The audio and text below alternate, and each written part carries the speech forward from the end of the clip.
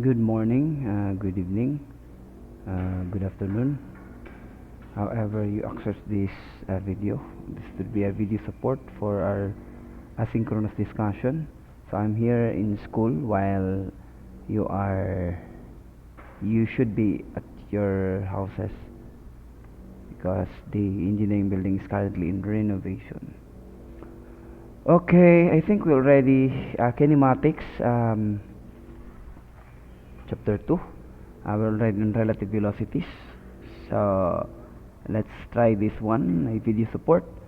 31, a moving sidewalk in an airport terminal building moves, so there is a sidewalk. I think it's just, it looks like an iwat nga ada kuan airport nga nadalagan, malakat makuang kala matok daw kala, and then you will be transported from one place go to the other end.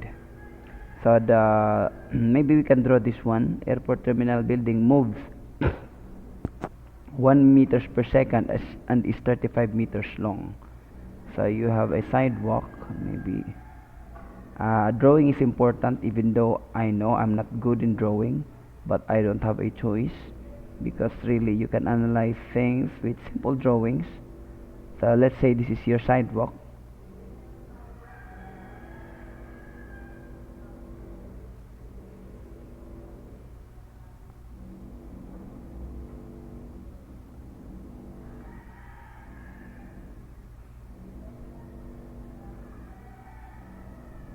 And then that would be 35 meters long, 35 meters long, I think it's any problem, 35, and then it is moving at 1 meters per second. So from here that should be a 35 meters and then it is moving, let's say it's moving to the right para di rin na malipong. That is 1 meters per second. 1 meters per second. Then the question, if a woman steps at one end and walks at 1.5 meters per second relative to the moving sidewalk, how much time does she require to reach the opposite end if she walks in the same direction the sidewalk is moving in the opposite direction? So there are two problems. The first one is the woman, let's say like this, is moving to that at 1.5 meters per second. That is case A. While case B, the sidewalk is moving here while the woman is moving there in opposite. So this one is the crazy one.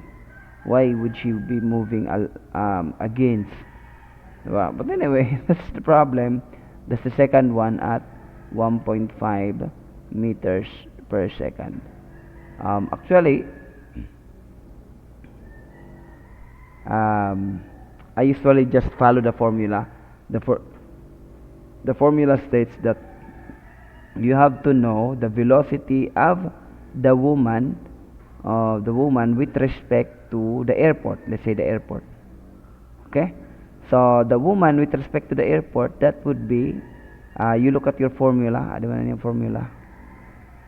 Just look at it. Tala ninyo. Awa?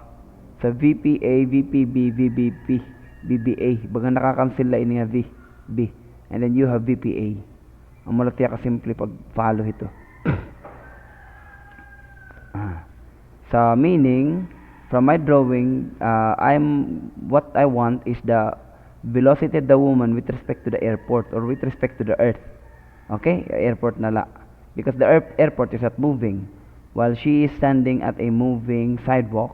So that would be the velocity of the woman with respect to the sidewalk plus the velocity of the sidewalk with respect to the airport. Awa? So nakakancel ang sidewalk. So this 1.5 meters per second is kita at problem sigurado agad.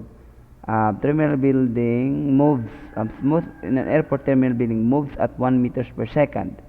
If a woman steps at one end and walks 1.5 meters per second relative to the sidewalk, so this is woman relative to sidewalk, 1.5.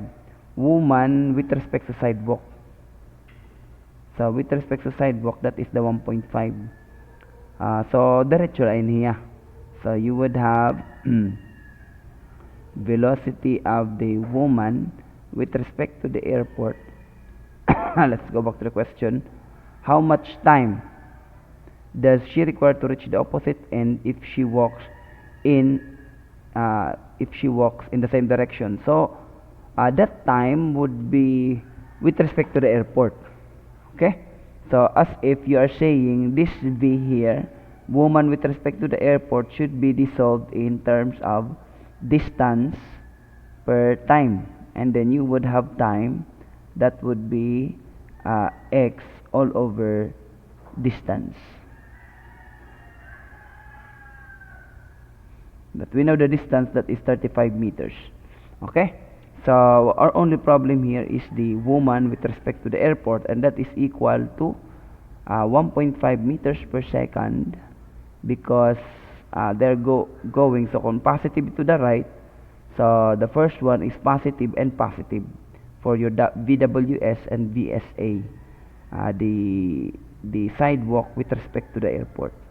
Okay, so this would just be an addition, 1.5 plus your 1 meters per second, and that will give us a 2.5 meters per second. Okay, and then the time would be, of course you can expect that this would be faster, because he is moving with respect to the sidewalk, and while the sidewalk is also moving, so that would be 35 meters divided by, I think I have to double my 35 meters divided by a 2.5 meters per second, and that would give us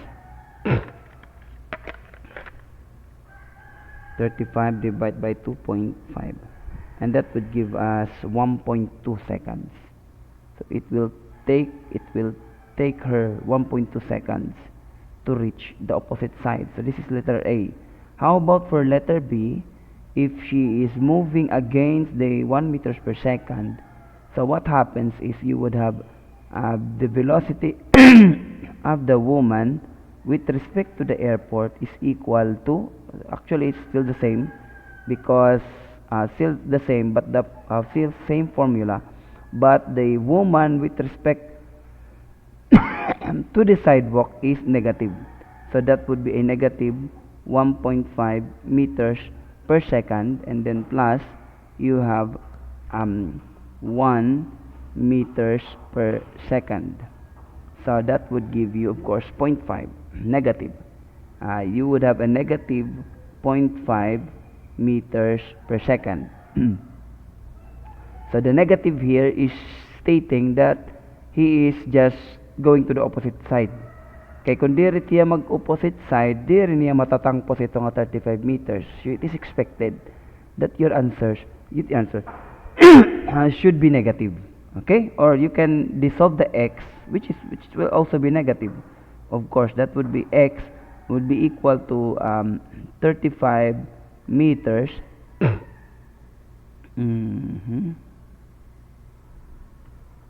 35 meters divided by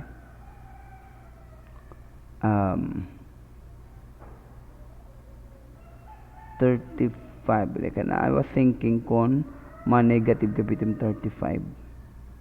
But anyway, okay, timo time more man negative. So you should have a negative 35, because usually your time has no negative value. Okay?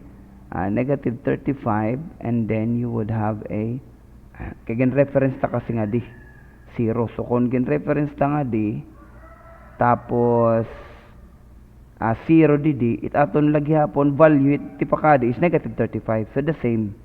Pero kung gin, di ba, nag 0 kisa kasi kanina nga di, so from here to here is 35. So kung nag 35 kita di, that would be a 0 minus 35. Kung na din aton ikaduha, kay prominti mo kita x2 minus x1. Or kung nag 35 kita di, nag-zero kita didi, he is moving to the negative 35. Okay? So still, that would be a negative 35 meters. And then you would have a negative zero point 0.5 meters per second, or pwede na lang mo tanggalon dito negative because understood ito yang you are talking to the opposite side, and time shouldn't have a negative value, of course. So 35 divided by zero point 0.5 0.5, and that will take her 70 seconds. So see, matagal siyang aabot. Di ba? I don't know. I think this woman is a crazy one.